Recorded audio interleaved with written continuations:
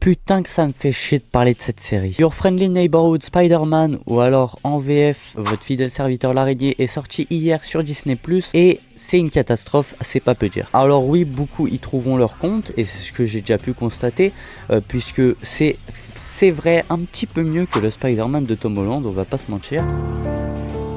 Mais bon, c'est pas parce qu'ils font une mention de l'oncle Ben que c'est bien. Déjà parce que la morsure arrive après la mort de l'oncle Ben, ce qui fait que ça enlève tout impact sur les responsabilités, sur tout ça.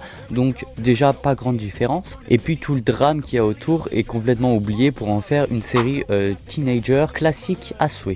Franchement, j'en ai marre de voir un Peter Parker qui est adolescent, qui est loser, qui est son seul trait de personnalité, qui est lisse jusqu'à la moelle et qui en plus est content d'être Spider-Man. Il le fait parce qu'il en a envie. Hein. Ça, c'est tout simplement Miles Morales qui est un tout autre personnage et qui en plus est assez mid hors film. Donc bon, je dois dire que ça me fait vachement chier puisque Peter Parker ce n'est pas ça et Spider-Man ce n'est pas ça. C'est du drame, c'est des dilemmes, c'est de la maturité aussi, c'est le passage à l'âge adulte, etc., etc. Ça, même le Spider-Man de Tom Holland l'a compris, en tout cas dans No Way Home. Hein. Pour ce qui est de l'intrigue, bon, ouais, c'est regardable en fait. C'est juste regardable. Après, il y a quelques thématiques qui sont bien abordées, je vais pas mentir, comme le racisme avec Lonnie Lincoln, qui sera prochainement Tombstone, j'imagine. Son personnage, par contre, bon, je pense que je l'ai bien apprécié, il peut être sympa, il peut être intéressant. Après, il y a le fanservice avec Amadeus Cho, etc.